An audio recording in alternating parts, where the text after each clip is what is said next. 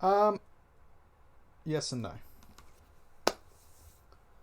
Ah, the Dirty Beardy. All right, so this whole story starts with myself um, going That's to. not you though. No, this is not me. Um, That's Dirty Beardy. yes, this is Dirty Beardy, the Wanderer. Just checking. We call him. Um, Ah, but Dirty Beardy's fine. So I go down to, yeah, well, I'm sure they won't mind. He won't mind. So I go down to Melbourne fairly regularly and have been for quite a little while. Um, while I was down there, I was meeting up with a group of friends, a very different group of friends to the friends that I currently go down to see in Melbourne.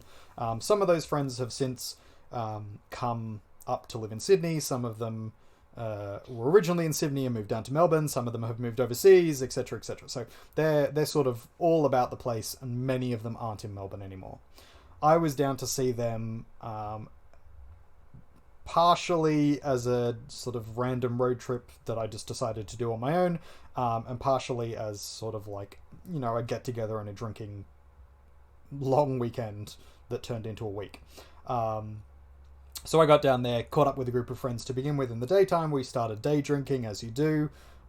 This is way back in the day, sort of university days, so late teenage, early 20s. Very bad for my liver, but, many, many drinks in. So I meet up with the first group of friends. We drink heavily. as you do. As you do. I then begin to go and catch up with another group of friends. And this other group of friends aren't friends with the first group, so I decide to leave the first group and move to the second group. Being quite drunk already at this point, I feel like it's a good idea to eat something. So I start heading down the street. I think I was in Fitzroy. I'm not entirely sure. Don't remember. Was very drunk. You'll find that that's a common occurrence in some of these stories. So, heading down the street, see this homeless gentleman. I'm heading to Macca's, and he's just sort of chilling there. Almost this exact setup, as you see. He asks for money, and I sort of think about it for a second, being drunk and generally becoming more charitable when I've had a few, because that happens. At one point, I gave the shirt off my back to a guy while I was very drunk, but that's another story. You threw money at me I've done that as well. at one point Yeah. while you were drunk. You literally threw it Yeah. Oh at me. yeah. I would. I do that. Um, anyway, so this gentleman, clearly homeless gentleman, was asking for money, and I sort of hesitated and said, look, I'm not sure if you're going to spend this on booze or drugs. I could see a bottle of something there. I believe it was whiskey, but I don't remember exactly. Um, and suggested that while I wouldn't give him money, because he was saying he needed money for food, and I said, while I wouldn't give him money directly, that I would go and purchase him a meal. So if he wanted to come with me, half a block down the street, we would have a meal together. I thought this was pretty reasonable. He seemed to sort of agree, so he left his stuff there, asked a nearby vagrant if they would watch his stuff as well, though he didn't leave much behind, and came along with me, which was fine. It wasn't a full moon yet, but it was getting close to. Oh, that's wrong direction. So this is the scroll that I've made. It's quite long, as you'll see, and this is essentially the story thus far. We're only going to get maybe a quarter of the way through, maybe less, but this is the story. So I offer the gentleman some food. I say, we're going to go to McDonald's. You can have literally anything you want. Order Macca's, as we call it here down under. Mackie D's, Macca's. You can have whatever you feel like.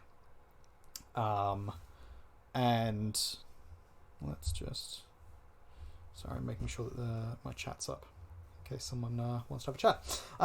So I say you can have whatever you like. You know, go absolute ham, and then and the price of that is you'll tell me a story or something. Because drunk me thinks stories are cool. Sober me thinks stories are cool too. Yeah. That's why you're telling a story. Yeah, there's nothing different there. So anyway, well, let's go back here. So he orders 2 large meals, and then some extra stuff as well, like a 10 pack of nuggets and something else. So he's more than gotten his worth from me, which is totally fine. I said he should, and so he did. So he starts sitting down, we get our meal, and he starts telling me stories. Rather than one story, which is what I asked for, we sort of sat for a good hour and a half, 2 hours almost, in this McDonald's, and he told me a great many stories. They were clearly the insane ramblings of someone who needed more support and help than he was currently getting.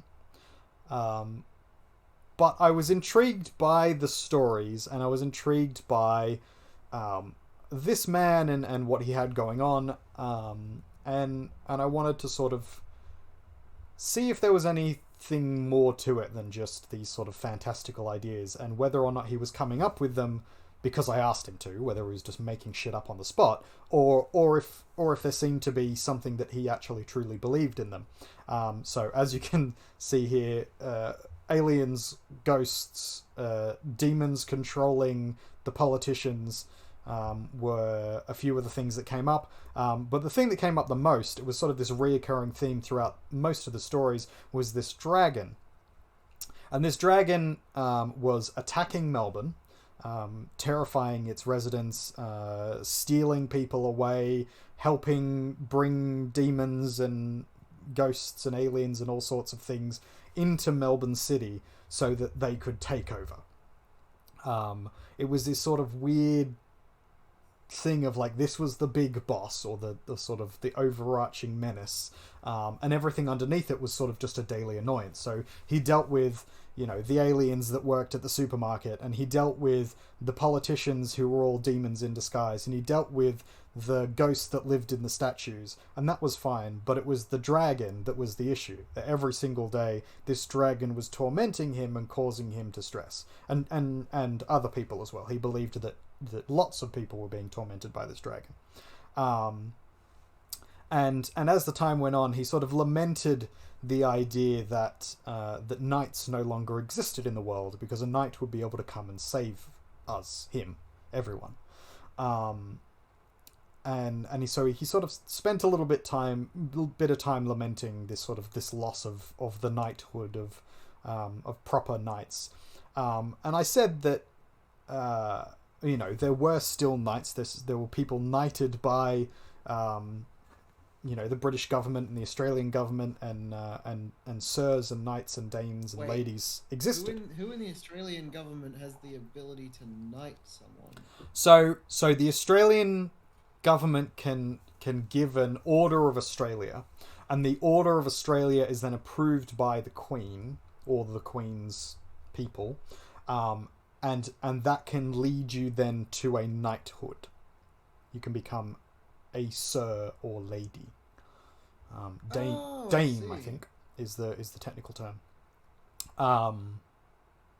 Anyway, so I sort of suggested that there were still knights. There were still these people who could do these things that he was talking about, and he sort of shrugged that off a bit, and we continued on our story.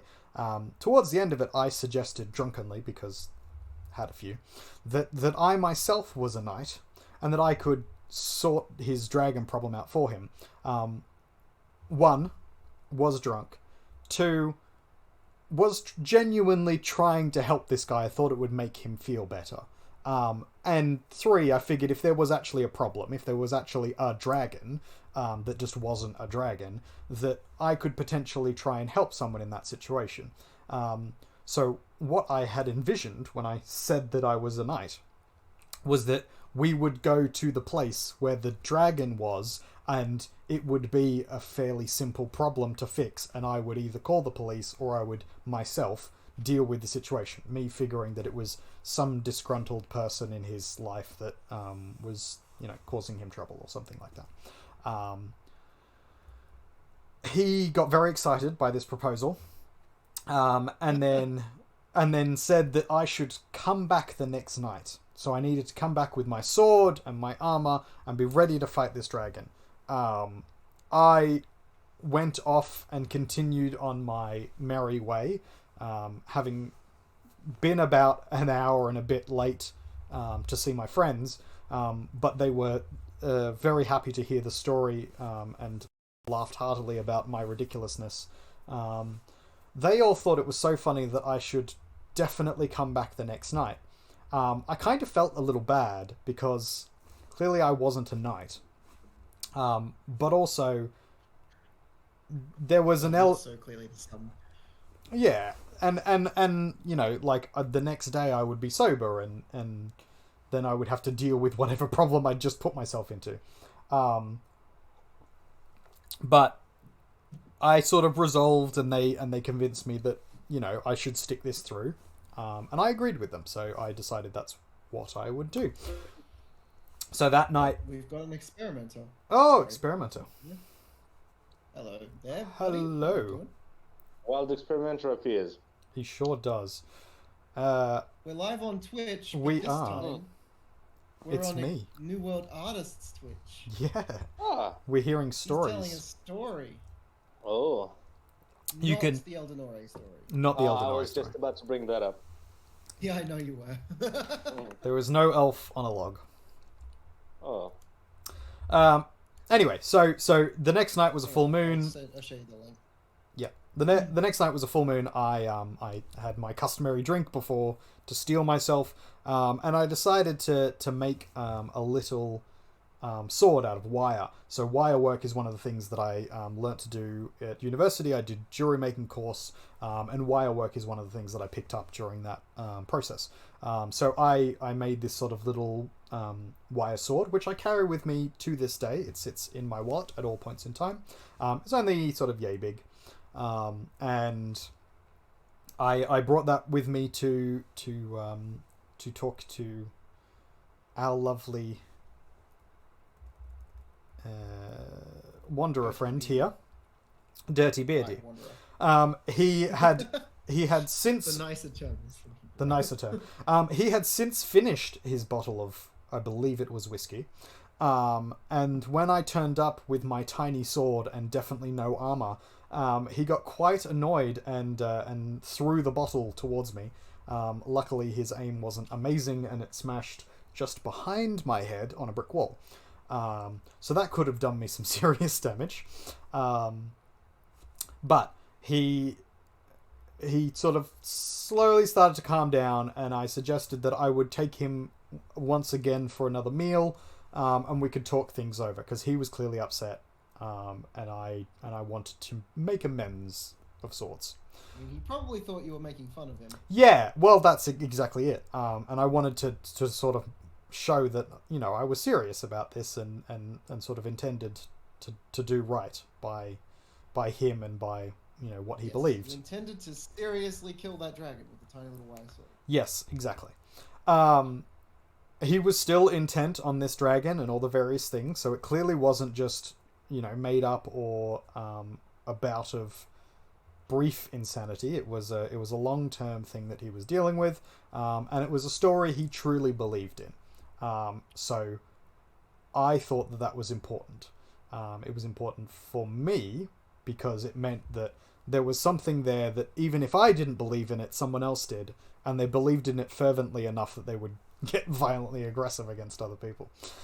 So I thought I should take it seriously, and eventually did take it very seriously. But he suggested over the next meal that I would need to train. So here is the sort of an idea of a training post. He suggested that we would have to do something like that, a training regiment. That I would. Serious looking training post. I like it. That's Yeah. One. That I would need to complete a series of tasks and learn the stories of the land. That I would need to learn to fight though I did already have some experience with that. He suggested that I need to learn a lot more, which is fair. That I need to find a god or some kind of faith. And I figured that was probably fair, that most of these noble quests required divine intervention at some point, and that I would travel to far-off lands.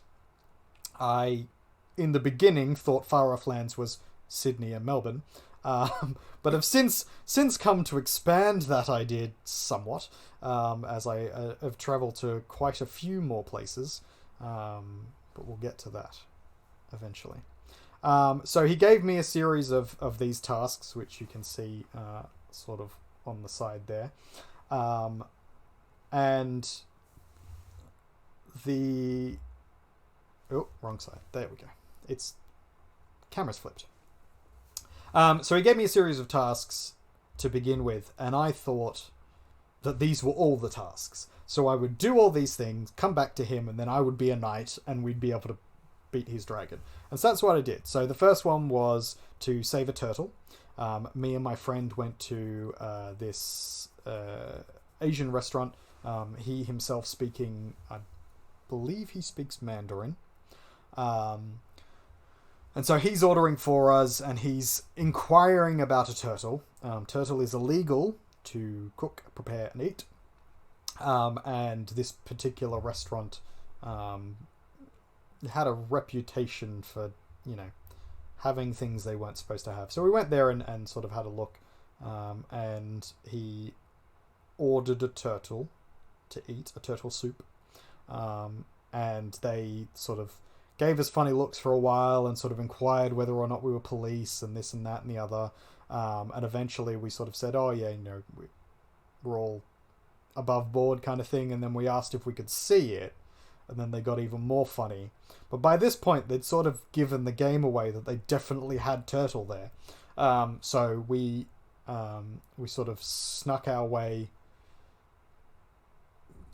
them allowing us to sort of move towards the kitchen a little bit, but trying to sort of block it off a little. And then while my friend distracted them, I ran in and found a tank in the back, saw a couple of turtles, grabbed one and ran out with it.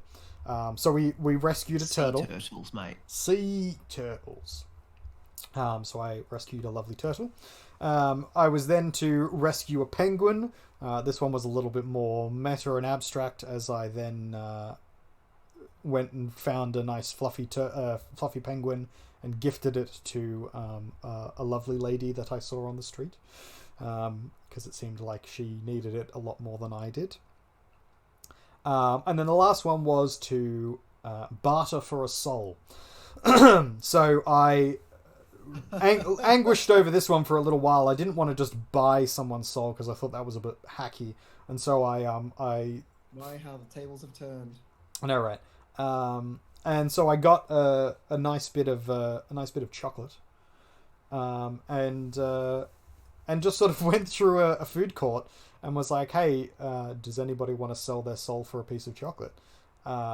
Eventually, this That's incredible. Yeah, this young uni student, we had a chat for a little while, but we were asking about what his life was like, and he had to be over 18 was one of the rules, but he was definitely over 18, and he understood that it was his eternal soul he was selling, that he was selling to us, and that once he had taken the chocolate, that would be it. And he was pretty happy with it. He thought he was getting a great deal. So we did that, and I traded for this lovely gentleman's soul. I don't have that soul anymore because later on in the story it gets used for something. But I returned sort of very proud of myself and triumphant after a week of hanging out, and it was sort of 3 or 4 days at that point that we'd finished off the Melbourne trip, and I was just about to head Week. yeah, like a half week. So I'd already been there for sort of three days, and so I was there for another 4, and then decided I was going to head home. So I went to find him that night, and sort of showed him evidence of these things, and he got really excited, and he was really happy about it all, and was enjoying the idea of someone taking this so seriously, which I appreciated. I thought that was very nice, and I was sort of ready to be knighted and to go off and fight my dragon, and then he told me that was level 1.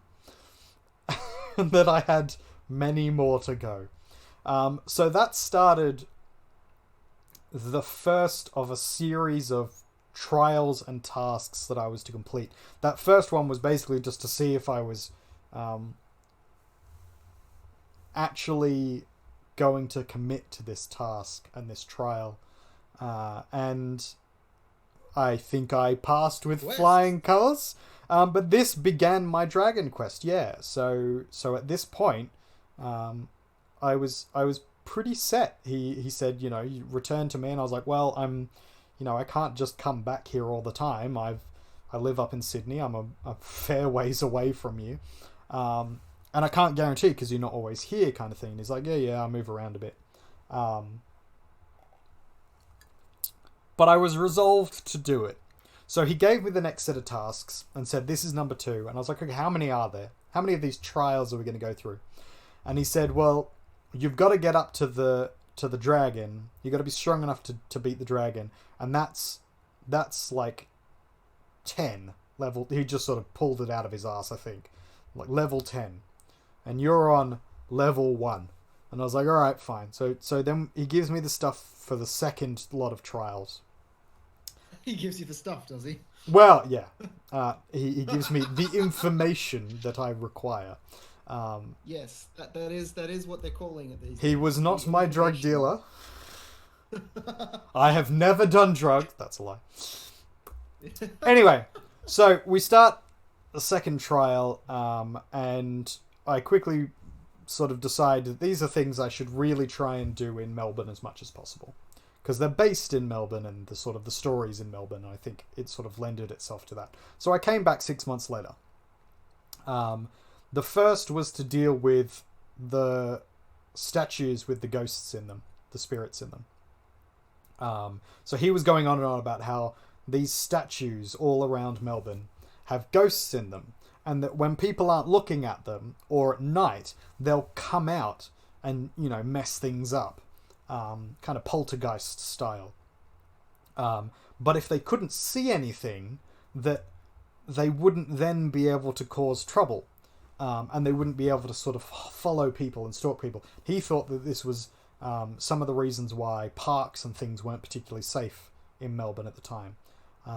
They've gotten no better since, but anyway. No, not really. Not really. But anyway, so the idea was to cover their faces. So I went and bought a whole bunch of paper bags and went around scaling statues in Melbourne and just putting masks, paper masks and paper bags over the top of these statues' heads. And I got through a good sort of 15 or so before the police got involved. And said that wasn't something I was allowed to do. I used my cover as being an artist and an art student to get off any formal arrest, but they were none too happy about it and kept a pretty close eye on where I was going afterwards. So they also confiscated the rest of the paper bags, which I think is pretty funny. They didn't trust me not to do the stupid thing again, but I wouldn't trust me not to do the stupid thing. So yeah, I wouldn't trust you not to do the stupid thing again. Exactly. We're not going to go through all of these because there are quite a lot of them. We'll just pick out some interesting stories as we go along. But basically, the idea being that there was these tasks and trials that I needed to complete, and quite a few of them were related to, or sort of tangentially related to, either my skills as a sort of semi-spiritual, philosophical knight/warrior, and then the crazy stories that this gentleman believed in. The Beardy. So the next one was completing a sort of a gambling trial. So I had to win in a game of skill and a game of luck, separately. And so we obviously went to the local casino and played a game. I managed to get a royal flush, which is quite rare in a game of cards, and it's the best hand you can get in the game. So I was. World Artist can tell you just how rare that is because he spent Yeah. a whole week trying to pull a royal flush by drawing the cards over and over again. That's it. Shuffle and draw, shuffle and draw. So this is the sort of the numerous order thing that we're doing at the moment. If you're interested in that, you can ask about it in the stream or down in the doobly-doo below. Join today. But anyway, so we're doing this sort of trial of luck and of skill, and I managed to complete it, and that's fine. It's not a particularly interesting story, that one.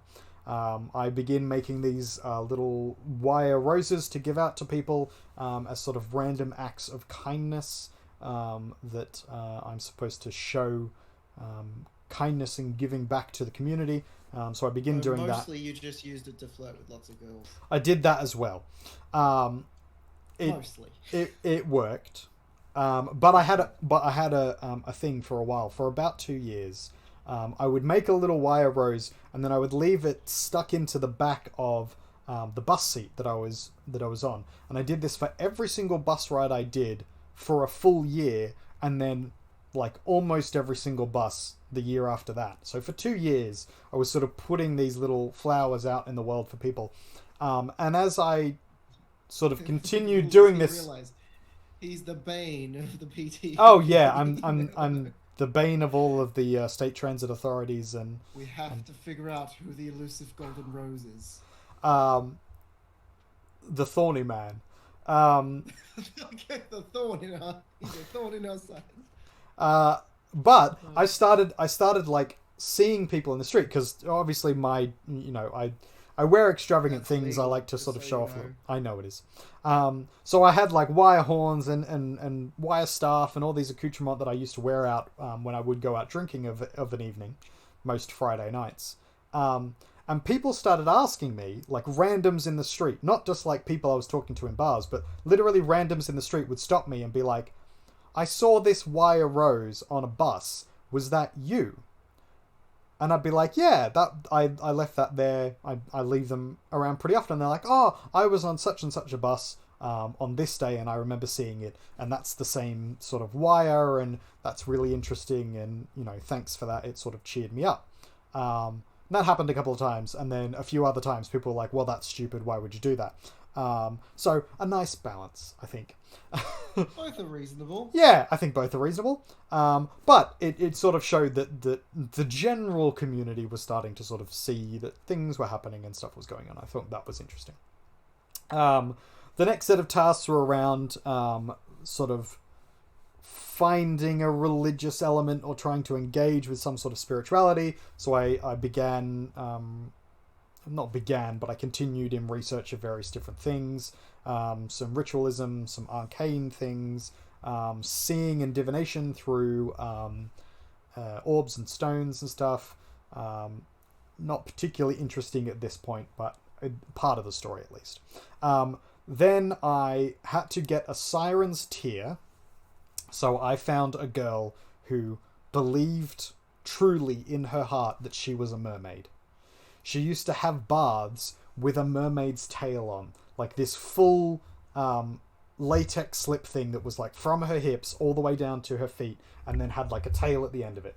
And she used to have baths in this tail, and then go to like swimming pools and swim around with this tail on, because she believed that she was actually born a mermaid, and that somehow she had lost her tail and it had become legs. But I eventually had to figure out a way to make her cry so that I could steal a tear from her. Doesn't seem like that would be too hard, given... It wasn't, because she wasn't particularly emotionally stable. Yeah. Hey. Hey. Shout out, you know who you are. So, she won't see this. No, she totally won't. I mean, one day maybe.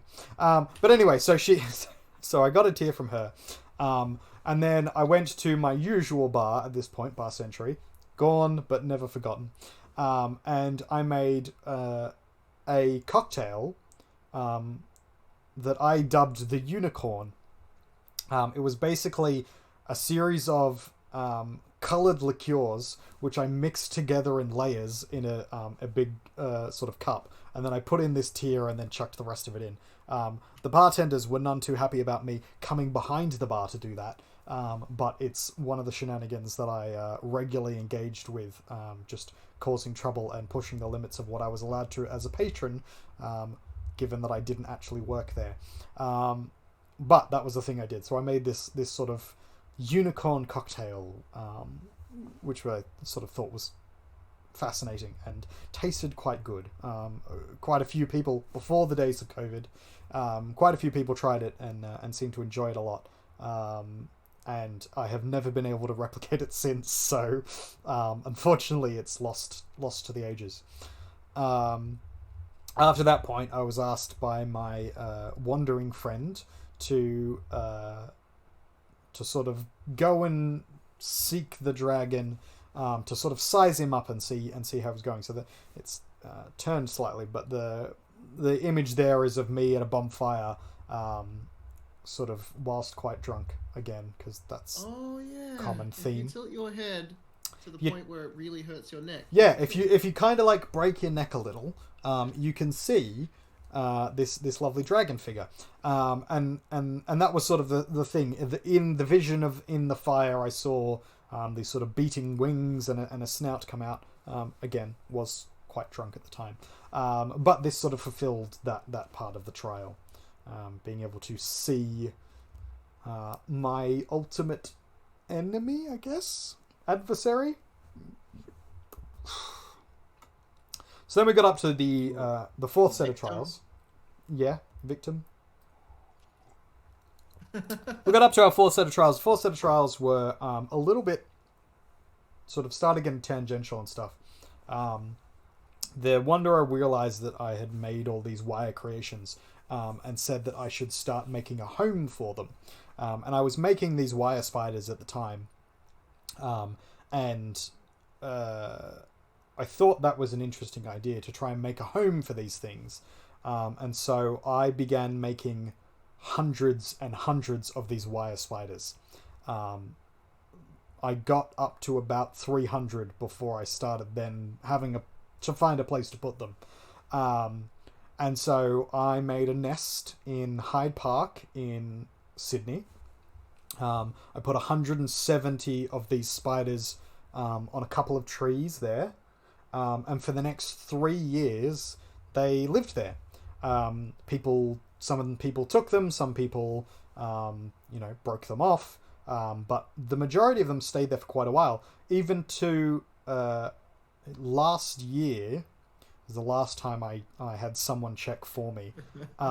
There was still two spiders there. Yeah.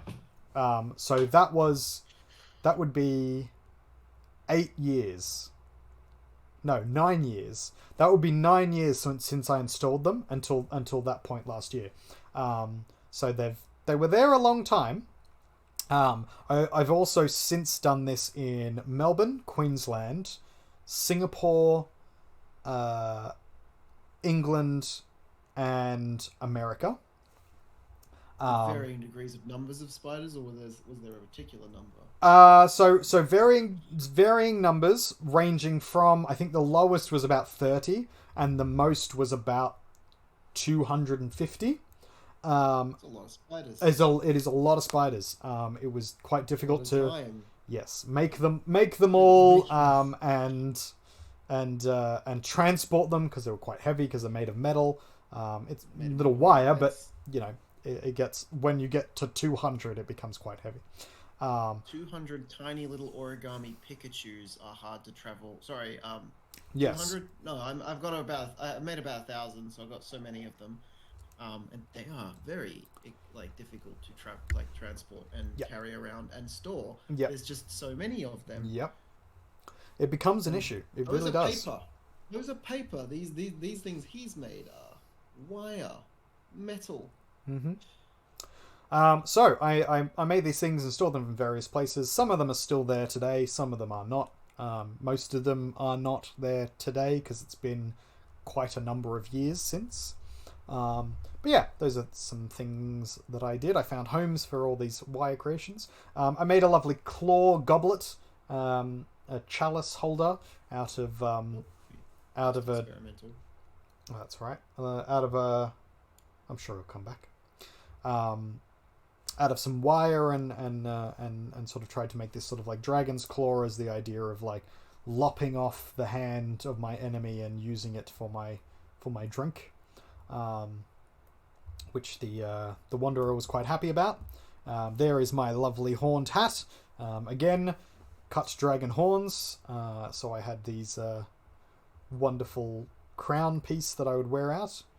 And I began sort of my attempt at building a form of divination, which I still do today. I have a series of cards that are sort of oracle divination deck, not quite tarot, but of a similar vein of like interpreted images through cards. And we still use them, and quite a lot of people use them today. If you are interested in something like that, you can contact me. Otherwise, I'm sure I'll show them off on stream at some point. He makes and sells them. I sure do. So then I was tasked with finding sort of a spirit animal or a guide. I did so. I found a Cerebus, which is sort of my a version of myself. This kind of three-headed dog that's always sort of pulling in different directions, but sort of an embodiment of me as a person. And then I began in my my trip of going out and telling these stories and engaging with my community. I had this like little dragon cup that I would have around that would hold my cup for me. That was supposed to be one of the children of this great dragon, and I would have this staff that I would go around with and get in trouble with quite a lot of bars because I would come in with these things and they'd be like, "What the fuck are you doing?" But eventually they would sort of be won over by the weird stories and the random stuff that I would make. And I began making a sword. Sort of. Won over or just too tired to deal with your I mean, bullshit? yeah, both. Essentially, it was just grinding them down over time, and then eventually they accepted me and enjoyed it because persistence. Okay. So I began making this sword as a way of sort of eventually going to fight the dragon kind of thing. I found some foreign coin, some interesting sort of dragon and drink tokens, dwarven tokens, and things like that, which I still use in my questing and still use in sort of my community of people that I engage with. We have a series of games and a series of mythos about these coins and what they do and what you get out of them and stuff. So that's an interesting sort of tidbit, but I think that's more of a later story. And I began to find my god, the sort of the faith that I needed to find during this process, through the air and through sort of nature and this sort of generalized worship. And I went back to look at the Proto-Indo-European gods and faiths, basically the gods and cultures that then become the Celtic faith, the Norse faith, the Germanic faiths, even through down to mixing with like Christianity and Judaism and some of the Indian faiths and that whole sort of stretch of the universe, the world, sorry, but like cosmology. Those all sort of began in a particular time and place, and I was really fascinated by these ideas, and so I started sort of leaning into and researching these gods that existed then and what they were like, and that sort of called to me for a bit. So then I had collected more souls by this point, traded various things for various souls because I thought it was funny. And one of the tasks was to basically to make a deal with the devil to be left alone. So this wasn't like a try and get something out of it, but just sort of a, doing all these things means that you would have a temptation, you would have something come along and try and corrupt you, and the idea that like the Christian devil is a tempter, is someone who comes along and tries to mess with you. And so the idea that my wanderer friend had was that if you could give something to them to sate that, that you could strike a deal to be left alone, and your trials would not be as difficult because you would then not be tempted or corrupted as often. So it was an interesting concept, and I sort of went with it. And then I gave offering to my god as well. Oh, wrong direction. And then I began sort of in service of the idea of what this gentleman had sent me on. I thought it was a very interesting idea, and so I wanted to bring that to other people. So I sort of dressed up in this sort of weird adventurer garb. Yeah, a fairy outfit. He was going through a phase. It was a bit of a phase, and these things. Anyway, so I had this sort of wolf mask thing that I had, and a pelt, and I basically started giving people tasks and trials in the same way that I had been given a story and some trials. I wanted to give that back to other people, and so I began doing things like that as well. So we did a series of gallery shows. I basically went from gallery to gallery and from pub to pub. Started in gallery, ended up in a pub, and we sort of did a bar hopping where we would give random people these tasks. Some of them were quite simple and mundane, and some of them were quite fantastical and ridiculous. And I wanted to strike a balance between these two things of what I thought was fascinating or interesting enough for people to go with, but still keeping it in the realm of someone who isn't as broadly minded / schizophrenic as I am, and sort of dealing with the idea of like finding a belief pattern that people could sort of hang on to and follow. After that point, I went back, and my actually, I'll go back. After I went back to Melbourne the next time, this was the end of my 6th trials. My sort of guide, this wanderer, homeless man, that I've been talking to for a number of years at this point. This is sort of 3 years in. It would have been about. He suddenly wasn't there anymore. And I asked around. I tried to find him in various different locations. I spent about a week looking for him, and then eventually started asking about with the other sort of homeless folk and transient people in the area. And they recognized this person. I sort of described him, and they said, "Oh yeah, we know that guy." And apparently he had been talking to them about me.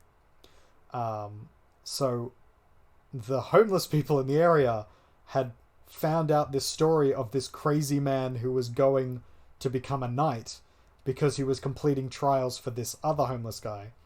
And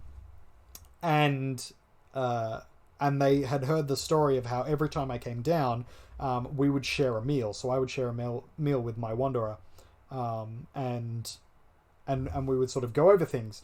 And so they sort of found this as a weird situation, but fascinating all the same. And so I sort of came with the idea that we should that if I couldn't find him, because they didn't know where he was at the time, that I could sort of branch out a little bit. And so I started asking around people if they could present some quests to me. And so I expanded it out and basically offered anybody who wanted a meal could then tell me a story and give me a series of tasks. And that continued on for quite some time. And that's where we get to the seventh set of trials, which weren't actually set by my wanderer, but sort of in the same vein of things I needed to do. So I was asked to travel far from where I was, to travel across the seas, and to seek out holy people to bless my and give gifts for my upcoming fight, and then also to sort of find armor and weapons and training and all these sorts of other things that I needed to do. So I began to travel, and sought to find a connection to culture and connection to my history, and also to the power of these things. So I went and was told that I should seek the ultimate something, and so that sort of came to me as the idea of seeking my history. So I went to Europe, and travelled around after having saved up a bit, to look for these various things that I had been asked to find. One of the really interesting ones that I found was this sword. So it's this one here on the left that you'll see. But the important thing behind this is this was in Hungary. I was in Budapest, and there was a gentleman there who had these little wooden swords. They were clearly kid swords, for playing around with. He also had a couple of other little wooden toys and things like that. But these little wooden swords sort of fascinated me, and I was like, oh, maybe one of these little wooden swords would be the sword that I could use in the end. But it's a little small, and it sort of seems kiddish and toy-y. And given that I'd gotten in trouble previously for having a very small sword, there's a joke there. That I should probably look at something a little bit, more elaborate or realistic. So I was sort of mulling over this sword, and the owner of the shop came up to me and was like, "Hey, so you seem interested in this sword. Do you want it? Is it for your kid?" And I was like, "Well, actually, no. I want a sword, but a bigger sword, like a proper sword, because I'm on this quest basically to kill a dragon." And I know this sounds weird, but that's sort of where we're at. And he's like, "You are weird." And then he sort of walked away for a second. I was like, okay. And I put the little sword back in the bucket with the other little kid swords, and was about to turn around and walk away when he came back with this big sword, like a big wooden, proper sword. It wasn't like an actual sword, but it was. Sword. Yeah, it was like a sort of a play sword, but adult sized. And it had clearly been scuffed up in places, and it had clearly been used and loved. And he was like, "It will cost a lot more, but I will sell you this sword." And I was like, "This looks like an interesting thing. What's the story behind this?" And he's like, "Oh, well, for many generations, my family has lived in this one area, and we have, lived and grown up and died all in the one spot. And whenever one of us dies, we bury them underneath the saplings of the trees, the groves in the area.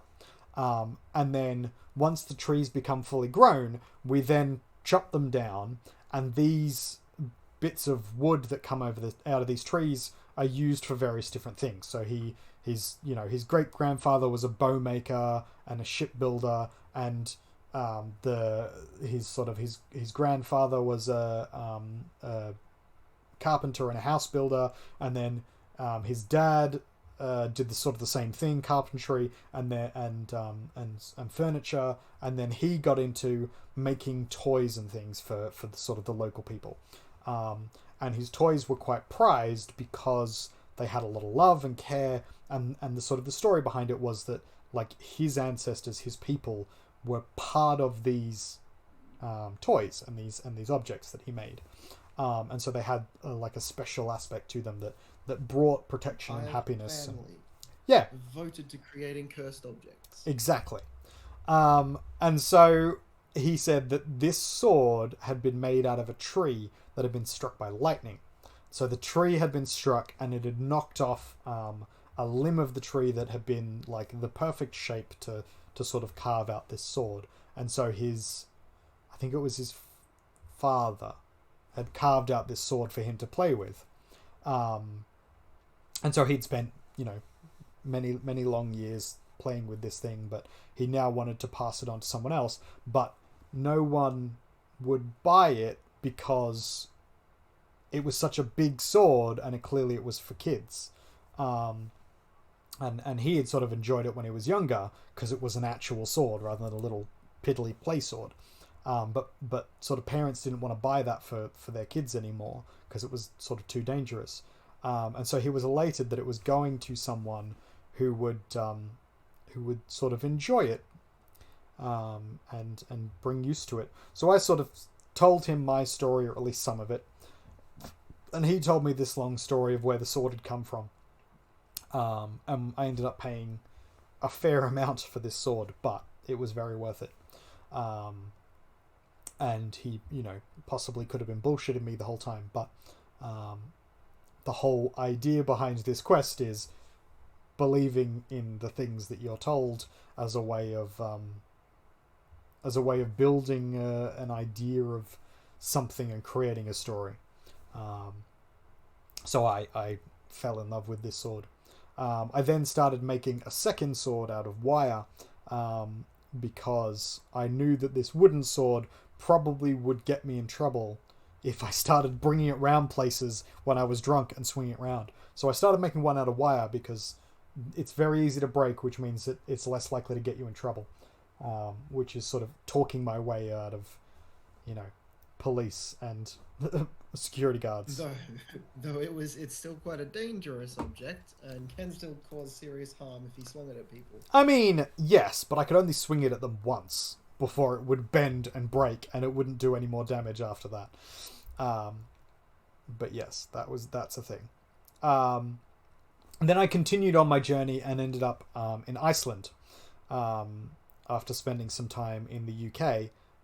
Learning about my ancestors, which is where a lot of them came from. But I found out that a lot of the towns in which my family come from had quite a lot of trade and integration with the Vikings of the area and the Vikings of Iceland.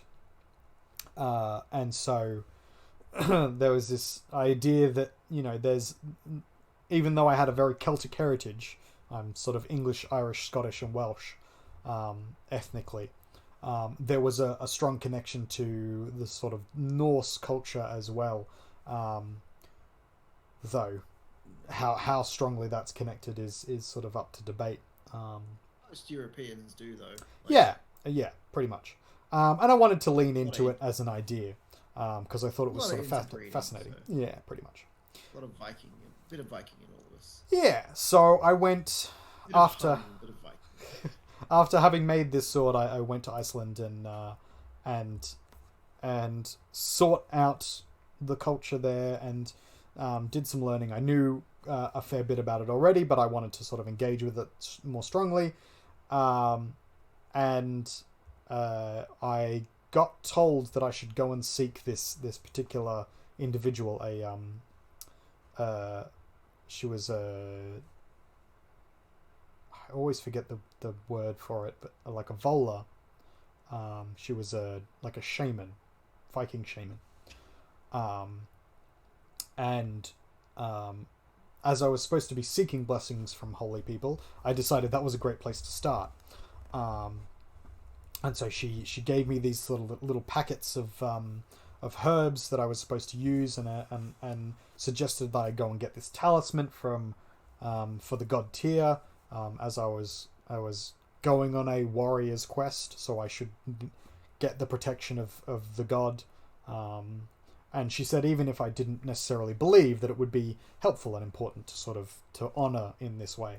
And she took my sword that I had made, this wire sword,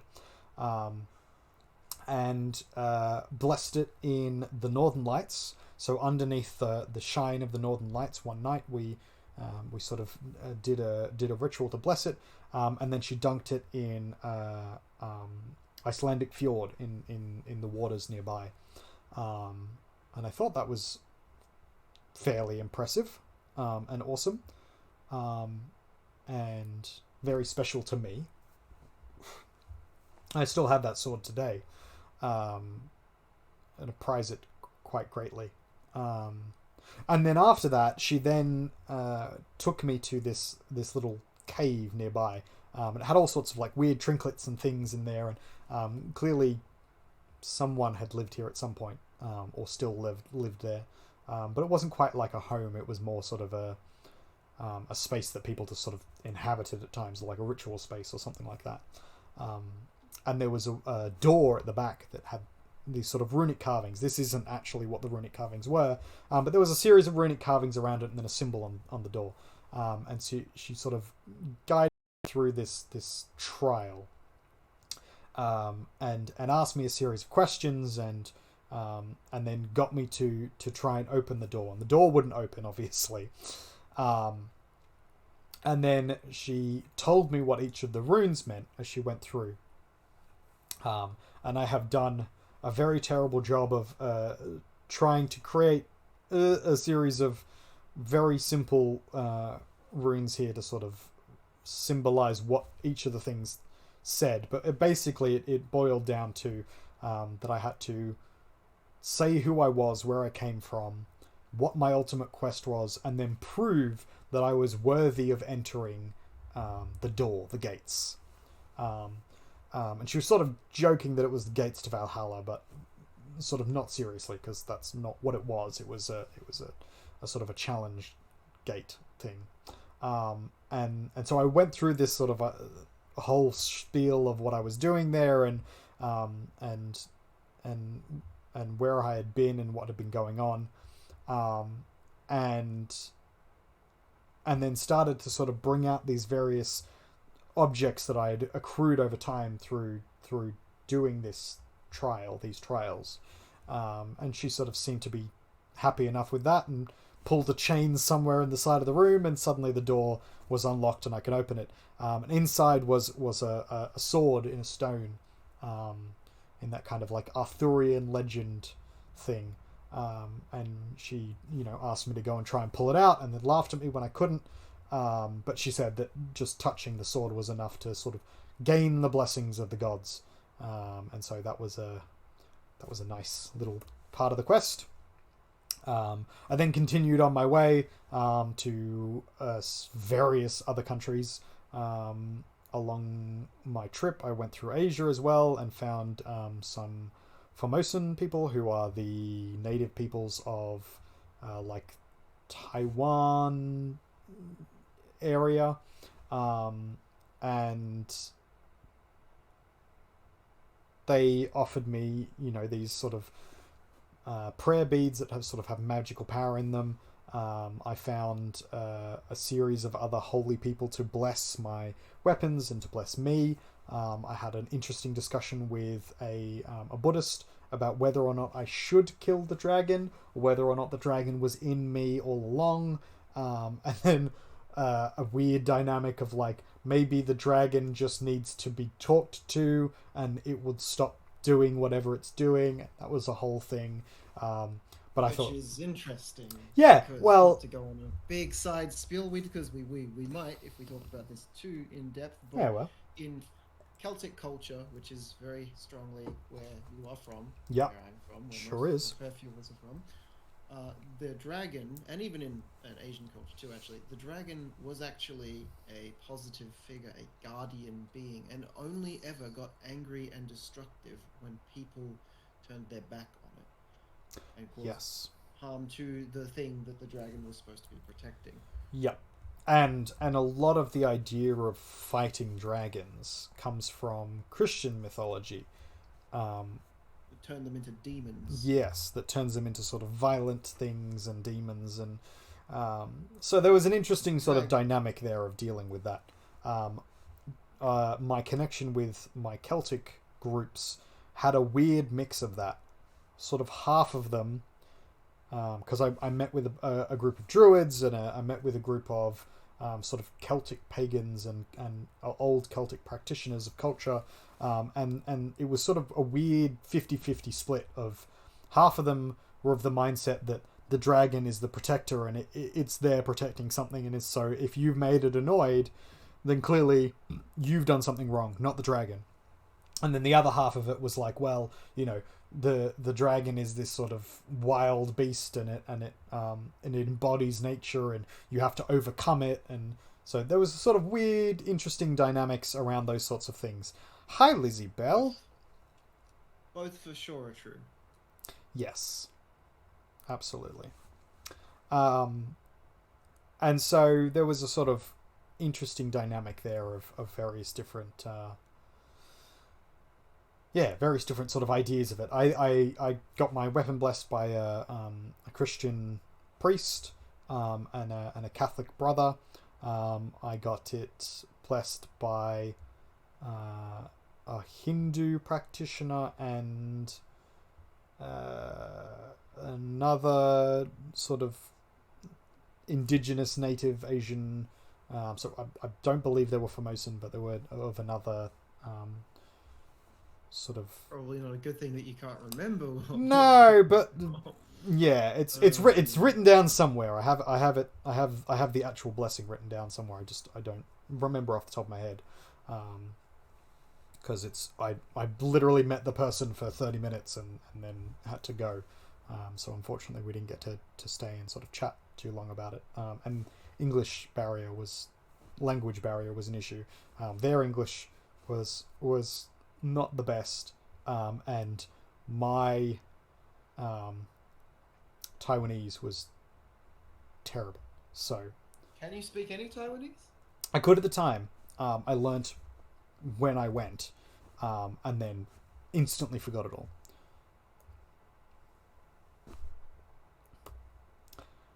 So then I continued on my journey, came back to Australia, and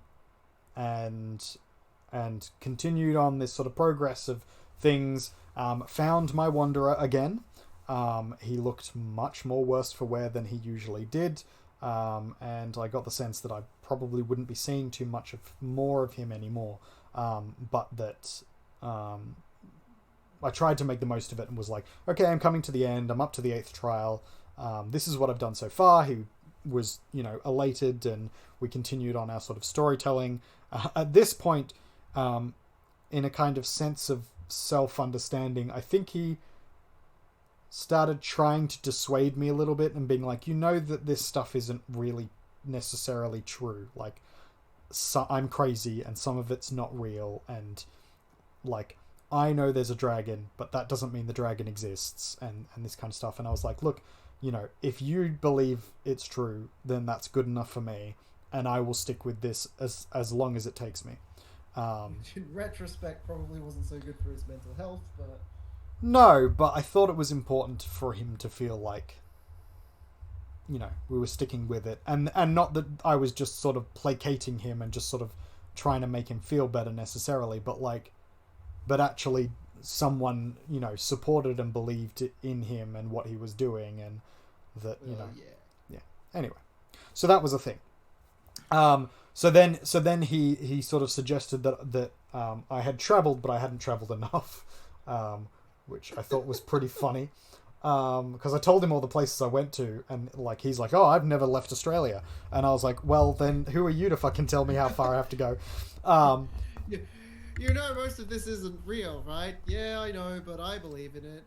All right, in that case, you need to travel more. You need to travel more. Go overseas again.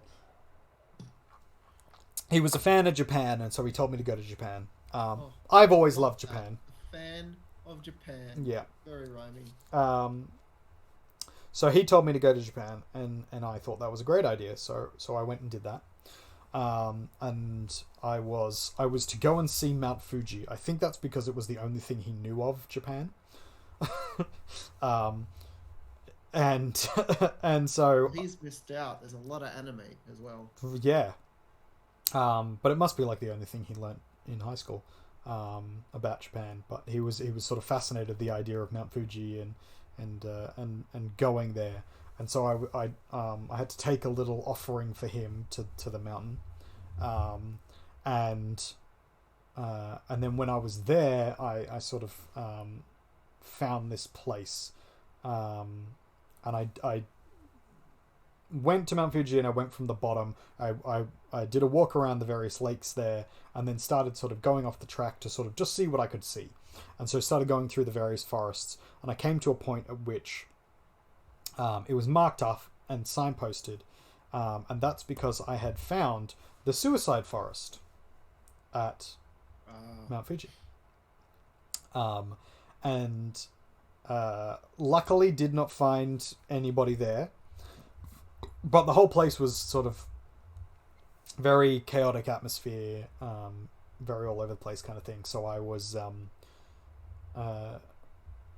I thought to what I had been asked to do, which was to sort of bring this offering to this place. And so I laid his offering down, and then I sat there and made this little phoenix. The idea that like anybody who had come here desperate enough to try and take their own life, that maybe I could provide them with some way for them to be reborn, or for their spirit to, you know, be fulfilled, or some kind of reignition of who they were, so that they wouldn't just be stuck in this sort of place. Because it has an atmosphere, like you walk in there and it's like it's got an atmosphere. And so I thought that was a thing I should do, and so I did. And then after that, I went through and started engaging with quest, with swordcraft, and with LARPing, and extended this sort of idea of my quest into something that was a little bit more tangible. This is where I started sort of doing my martial training and sort of training with weapons and things like that. I did some outside of Swordcraft, and then I did some at Swordcraft. That's where I met our lovely cognitive bard here, and quite a few other people in the Melbourne community that I now call home. He still needs to work on his ranged abilities. Yeah, my my band gun usage is not very good. My archery usage is a little better though. I tend not to. So he says, but I've never seen it. Fair enough. Well, we'll trial that out. And then I did a series more of these like giving people tasks and organizing quests for people to do, and engage with that more, and then began sort of leaning into the idea of fighting this dragon as a spiritual practice and as a spiritual idea, and sort of lent into it as heavily as possible. I started getting my various tattoos, of which I don't know if you can see there, but I've got my dragon here. I've got my tree of life, and my staff for wandering around with. Yeah, so I started getting more serious into it. The idea of like, that didn't work at all, did it? I started getting more serious into it, of like trying to lean into it and to confirm that it was a thing that I was doing.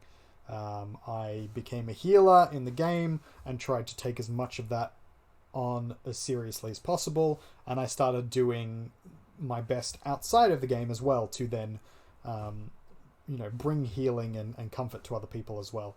And so I was trying to draw a parallel between what I was doing in this game and what I was doing in my real life, and trying to build the sort of the dragon quest that I was doing into this one long line that encompassed all aspects of what I was doing. At the very start concerned me, because people that tend to take a bit too much of themselves into the game tend to go a little bit balmy, bit crazy. A little bit, yeah. It's if you've ever seen the movie Knights of Badassdom, think the barbarian. Oh yeah, absolutely. That is a thing that happens, but luckily, New World Artists wasn't quite Well, I think there's people who do it because they can't distinguish between the two, and then there's me who was doing it intentionally.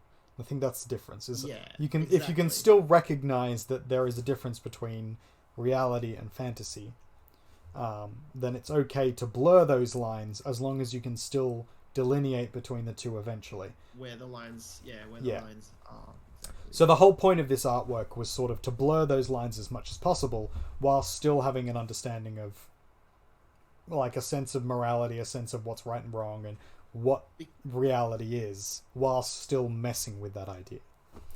Because we were doing spiritual quests and rituals that were real whilst we were playing this Yeah. game. Oh, absolutely.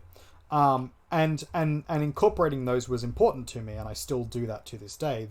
That everything as part of the game that I do should also be something that I would be willing to do myself. I have since sort of given up on that idea as I've had to play other characters, especially in things like D&D. But I sort of tried, at least in the beginning, to sort of have this idea of who I was and what I wanted to achieve, and have a through line that connected to that. So this is a series of things I did. They're not overly interesting, but we can go over them at some point eventually. Not overly interesting. Not at all. Totally not interesting. Not at all. They're just a series of like tasks and things I did within the game and outside of the game, assisting with the various things, collecting of souls, all that interesting good stuff. Then we got up to the 10th level. At this point, my Wanderer had disappeared altogether. No one had seen him for a good 2 years at this point. So this is 6 years now from By start this point, I to never this got point. to meet him. Nope. So he was long gone. No one knew where he was. Most people thought he was dead. And he might be.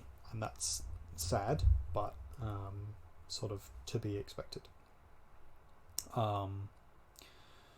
But the sort of the last few ideas I had were things that I needed to complete that were not necessarily tasks he'd given me, but things that I was supposed to do eventually that I hadn't gotten around to doing. That part of the stories that he'd been telling me. So one of those was to raise an army. So a group of followers that would be able to fight with me or alongside me and would be loyal enough to sort of to put up with the various things. So I did that. I went out and found various groups of people who would fight beside me and who I would trust to fight beside me. And there was quite a few of them, but there were some in particular. So I found a sorceress from the early days. There was then a barbarian, a mighty warrior from the Czech Republic. There was myself, obviously. There was our own wonderful archer and magic extraordinaire, cognitive bard there. Then there was my my sort of chemist, alchemist. Was I an archer? You were at the start. You did a lot of archery to begin with, and healing. I did indeed do a lot of healing. Yeah. And then I need to get back into shape. Gosh, really good. And then there was my my sort of my chemist, alchemist friend, David, who still to this day is a strong supporter of mine, even though he thinks I'm very crazy. And then my lovely cleric, my healer, light of my life, Lizzie Bell, who came in late in the piece, but definitely has fought beside me and continued on my questing, and has always been a huge supporter of mine.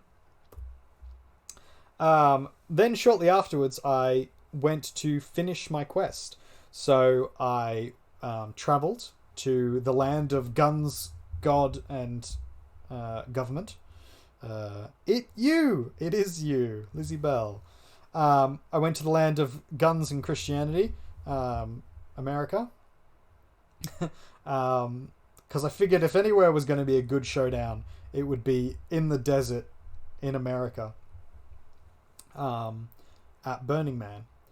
And so I traveled across to America. I went through the San Francisco forests and found World's End. So I was literally just randomly walking around San Francisco trying to find anything interesting to guide me along. I was letting the wind sort of take me wherever, literally having the wind blow me in a direction.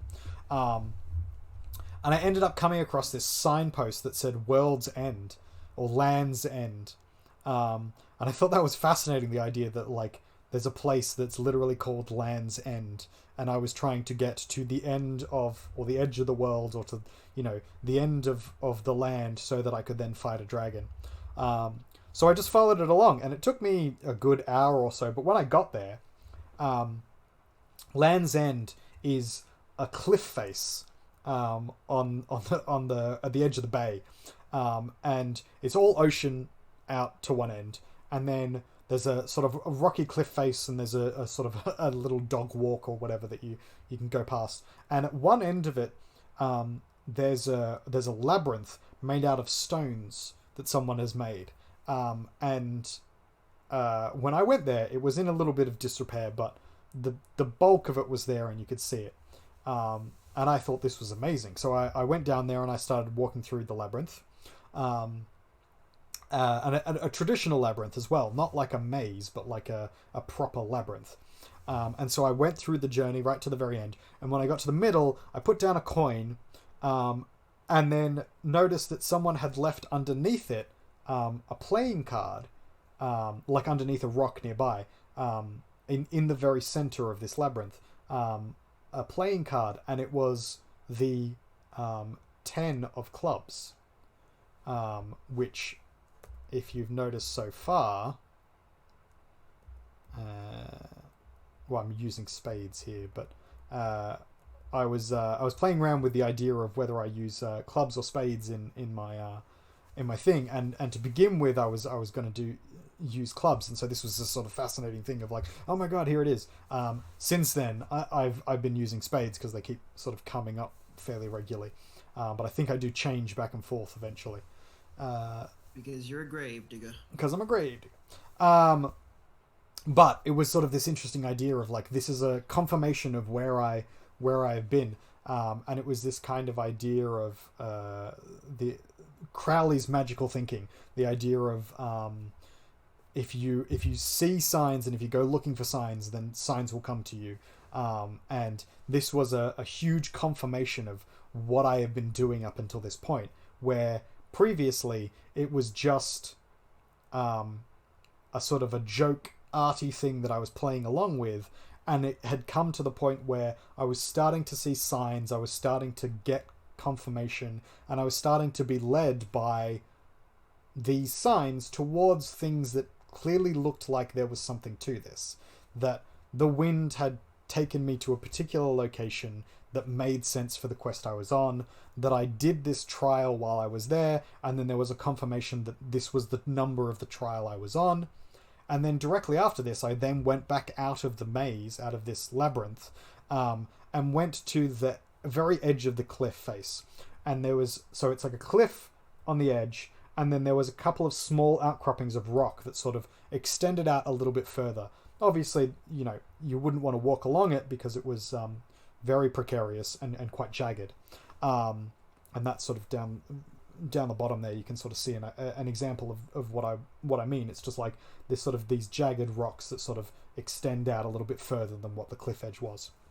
But I went down to put a dwarven token, this sort of drink token that we've been playing around with for quite a while, onto this stone, and two ravens flew down and sat either side of the coin and sort of looked sort of squawking at me. And I sort of, you know, leaned in closer and moved away a couple of times, and they seemed to be fairly unfazed by me. And then they both picked up the coin in turn. One of them picked it up with its claw and then put it back its talons and put it straight back down where it was. And then the other one picked up with its beak. And then they both sort of made this weird bowing motion and then flew off. And I was like, okay, I've just been to Iceland. I've gotten blessings from the gods of the Norse mythology, and clearly here is Odin's birds, Odin's ravens, accepting my offering and suggesting that I would have protection during this last trial that I was completing. And so I was like, okay, it all makes perfect sense now. I'm a believer. I'm gonna go ahead with this. You couldn't leave her if you tried. I couldn't leave her if I tried. Clearly, going slightly mentally ill at this point, but very much enjoying it and sticking through it. So I then made another offering nearby. I placed a little turtle because I figured it was a nice through point to the beginning of the trials, as this was the last trial that I needed to complete. And so I put my little turtle there in the forest by a river, and I thought that was sort of where I would end it up. I then went to Burning Man, as you do, and greeted by a huge dust storm as soon as I came in, as I went through the gates, and that's not overly fascinating. But then, went and saw the man and saw Temple and did the various things you do at Burning Man, and met a whole bunch of random people that were fascinated by the story and fascinated by what I was doing. And really wanted to help me out. Met Matt Mercer, which was awesome. Lots of drinking, lots of serendipitous situations, and I had these sort of divination cards that I was gave as gifts to people. So I gave out these things to various different people, and one of the gentlemen that I gave it to. He had always wanted a deck of tarot cards, but he didn't really believe in tarot. But he wanted some divination cards, but he knew he wasn't allowed to buy them because there's a sort of a mythos or an idea that it would be bad luck to purchase a deck for yourself. An old Romani wives' tale. That's the one. And it has to be gifted to you. Now that is specifically for Romani people, and it's specifically in practices of people who've been inducted into it, because the idea is you are gifted the cards by someone who knows how to use them, so that they can then teach you how to use them. You don't just go and buy it yourself and start learning on your own, because you'll do it incorrectly. Not really as much of a practice for lay people or other people, and especially not a practice if you're not dealing with things like tarot. But it was still a belief he held, and so he was elated that he could have this deck of cards because his mother had died, and he wanted to use her deck, but she never gifted it to him before she died, and so he felt like he hadn't earned it. And I, absolutely tried to console him and said, obviously, she would want you to have it, and there are ways that you could go about earning it, and trials and tasks and all this sort of stuff. At this point, I'm assuming. No, this is perfectly sober. This seems like an emotionally charged drunken escapade. No, this was an emotionally charged sober escapade, which is what made it all the more important to him. But I was sort of trying to console him and being like, yeah, look, you can earn this if you want to. There are ways you can do this, but here is a deck for now that you can work with, and I will gift it to you and teach you how to use it, if that's what you want. And so I did, and he was elated by this. And so what he did in return for me was gift me an amount of an illicit drug. What he didn't tell me at the time was that the illicit drug he was giving me was many, many more times potent than what it would usually be, because having to sneak it onto federal land, which the playa is at Burning Man, it's very illegal to have it. So if you have a smaller quantity that's more concentrated, it does a better job.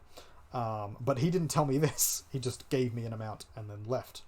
And so I stupidly decided to take it all. Sure, he was sober. He seemed well. So he was sober the first time. This was a second conversation later on. Anyway, so I took the amount and having talked previously with a Native American elder, First Nations American, I sort of talked about my story and what I was doing. They thought it was fascinating and said, that this would be the place to do it, and they would try and help me on these various things. But I was suggesting that there was probably still a step that I hadn't found yet. I still needed to do something to find the dragon and then finally defeat it. And they suggested that one night I should try and go on like a journey, like just open my mind, open my eyes and my ears. Native Americans and their journeys. I know, right? And to sort of go out onto Playa in the middle of the night and just see what happens. Like be open to anything. And I think they were sort of just suggesting that like I should go out and be open minded, and let it come to me rather than trying to force it. What instead I did was decided that I should take lots of this illicit substance and see what happens then. I did find a spirit guide, so my lovely hawk, which then becomes various different birds over periods of time. Interesting. Was this you cheating on your Cerberus? No, so the Cerberus is me, and the hawk is a guide. Yeah, it's some external thing. Often takes the form of owls as well, which is one of my favorite animals. But anyway, so I take this substance and obviously start tripping balls. The next section of the scroll is essentially everything that happened over that course of the night, all mixed up, because it is all mixed up, and because time basically broke for me. I had a series of points of time where time looped back and forth on itself. I had a series of situations where I didn't know where I was or what was happening. There was a couple of times where I sort of lost reality a bit, and sort of just was sort of moving through spaces. I was climbing mountains despite the playa being perfectly flat. I encountered with very Burning Man. Yeah, very Burning Man.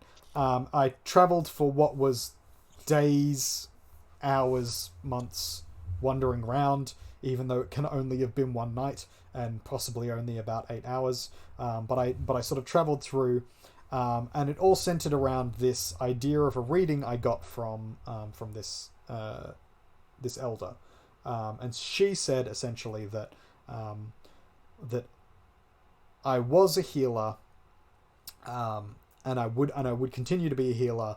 I had a cycle that I needed to go through, a path that I needed to walk, and I would learn a lesson, and it would be by Coyote. And the sort of the idea behind Coyote is that they're lessons learnt in difficult ways that sort of you get laughed at for stupid things you do, and then you learn afterwards what the point of it was. So jokes at your expense, essentially. Yeah, trial by fire, pretty much. And then after that trial, I would learn the lesson. I would then put down roots. I would grow and then cycle back to the sort of the healing. After I have learnt my thing, I have grown, I then can give back to other people. So I went on this journey. I lost myself for a bit. I ended up in this lovely dome, which was my nice protective dome, after someone sort of noticed I was not coping very well and sort of saved me a little bit. And they put me down to sort of rest there, and tried to console me a bit before they continued on their path, because obviously it's Burning Man. No one wants to stay with someone who is way too high for themselves. And then I'm sure there are people at Burning Man that... Oh, absolutely. There are people who would do all that. the Yeah, time. yeah, absolutely. But these people didn't. They were not interested in that, and that's perfectly fine. That's their prerogative. But it's a thing. And over a series of the next few hours, I then drifted in and out of consciousness whilst time repeated itself over and over again. I saw the same scenes play out over and over again. I would sort of lose consciousness, completely black out, feel nothing, and then wake up to being like shaking, almost violently shaking, potentially was in some serious medical trouble, but managed to make my way through it, survived, used the lamplighters, which I had been volunteering at, to light my way and guide my way back home, found my way back into my tent, ate a fuck ton of peanut butter, and then slept. And then the next morning, it sort of all made a little bit more sense. But sort of everything had been leading up to this point. I'd been doing things all around the city, at Burning Man, little gifts for things, little things for people, little rituals with people, little explanations of the story, and them offering to help in various ways. And I had thought all the way up until this point that it was me having to do the thing, and I had to, fight the dragon, and I had to do the thing, and I had to like be there giving the killing blow kind of thing. And in the end, I realized that it was a joint effort and that we were all going to do it, and it was this army that I had built, that people who weren't there and people that were there were lending me their strength and their energy, and that I had set up a whole bunch of these things, a whole bunch of these little cards and these little sort of icons and sculptures and stuff throughout the city that I had intended to be part of a bigger ritual that was going to be the end of this thing. And it sort of came to me that I was trying too hard. I was trying to make this the end, and I should just let it be. And so I did. I then sort of stopped taking it as seriously for the next couple of days, and then it was the night of the burn, and then in the fire of the man as it went up, I saw the dragon in the flames. And that was sort of a confirmation to me that, that the dragon was here and this is the place it was going to happen. And so I then decided that it would be the next night, which is the night of the temple burn, that I would sort of finish the deed. So I had my little crystal dagger. I had a see-through plexiglass dagger that I had been made for me by one of my good friends. And I had the blessings of all the people, and I had all these various tools and things and stuff that I had gotten, and I had spent all this time and money and years devoting myself to this action. The temple burnt, and then in the ashes there was a man who was running around in the fire itself, like running through the fire. And people are, screaming and calling crazy. It's actually in my, if you look at my Twitch page, it's the picture that's the header of my profile, is that fire. And he's standing there in the middle of it and dancing around like a fool. And he then comes back out of it, and people are sort of telling him he's stupid. And I say, what are you doing? And he says, there was a dragon in the fire here. And it was injured from the fire, and so it's there in the middle laying down. And he said he was there asking it if it was okay. And I said, oh well, I'm pretty sure I did that. I think I I hurt the dragon, because I'm on a quest here to kill this dragon because it's causing trouble. And he said, oh, I didn't realize. And so he basically offered to point out all the places that the dragon was moving to in the fire, so that I could then finish the job, because I showed him I had this little dagger.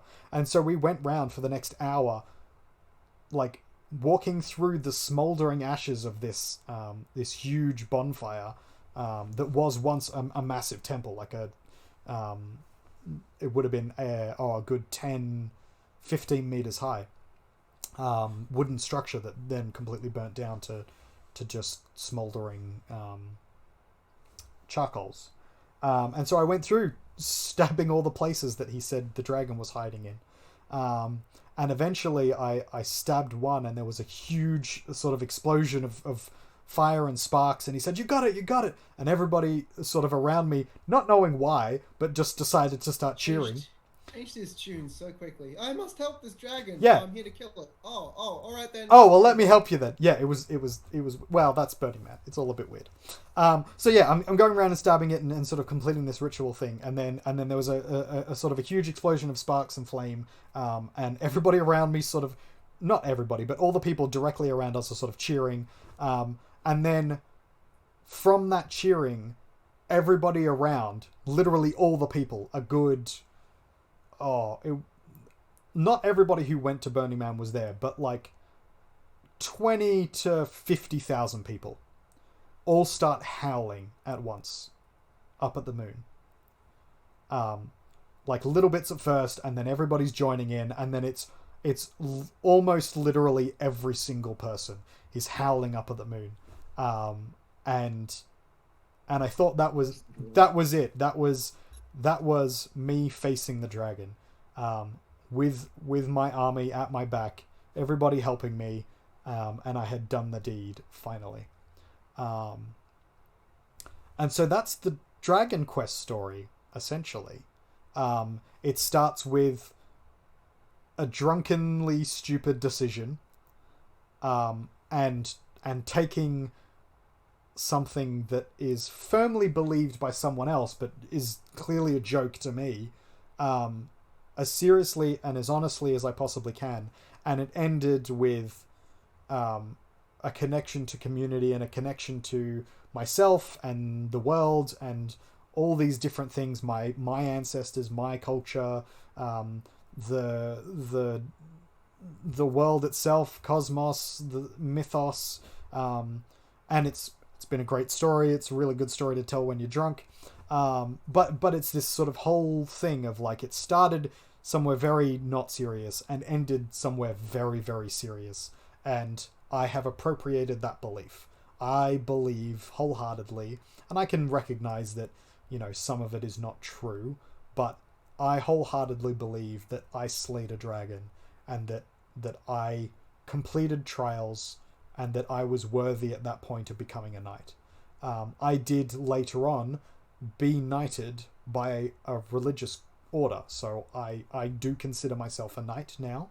You did later on be knighted. I did. I was knighted later on. You did be knighted. I did be knighted. You be knighted. Bees. And so that is a thing, and I still continue this. So that's level 11 is me slaying the dragon. I'm now up to level 44, I believe, and I have done a great many other things, and there will be more stories like this to go on with. But that is essentially the dragon story. We started with, let's go all the way back here. We started with the beardy, my man. This is the scroll of all the things I've done. I haven't finished drawing it out, but I promise the art gets better. So far, I think I'm up to like fantastic from the start. Oh, it's pretty good, I gotta say, but it gets better. That we're at like 35 in the scroll there, and we're up to sort of 44, I think, altogether. But this is the tiny sword that I still carry with me to this day. This is the sword that started it all, and this is the sword I've got now, which is my actual sword, which I forged and used to make a series of oaths, and made my final oath. Well, not my final oath, but my latest oath, which was the oath to my beautiful wife, Lizzie Bell, and yeah, this is where I'm at the moment. There will be plenty more stories like this in future. The moral of this one is, if Odin comes a knocking, you gotta like respect him, give him a meal. I mean, yeah, you could take that away from it. The moral of the story for me is, Life doesn't need to be very serious, but you should take it as seriously and as honestly as you can. Because even silly things are important. Like self-care, finding the things you love, doing the silly things and making a great story, making fun things is really important. And if you can, you should try and engage with something like that. Find something that you love and enjoy, and sort of grab onto it wholeheartedly, because it's good. It'll make your life better. Oh, that's wholesome. It's so wholesome, isn't it? So that's the dragon story. If you have any questions about that, you can put them in the chat now. Though I don't think there's many people who haven't already heard this story in the chat. If you do have other questions, you can send me a whisper or a PM, or you can ask a question in the suggestions box down the bottom in the doobly-doo. If you enjoyed this story, give me a follow. We'll be doing more of these things in future. Otherwise, I'm probably going to take a short break, and then we might play some Pokemon. See how we go. Alright. Thank you, ladies and gentlemen. We will be right back. Gotta relax. This is Earth Radio. And now here's human music.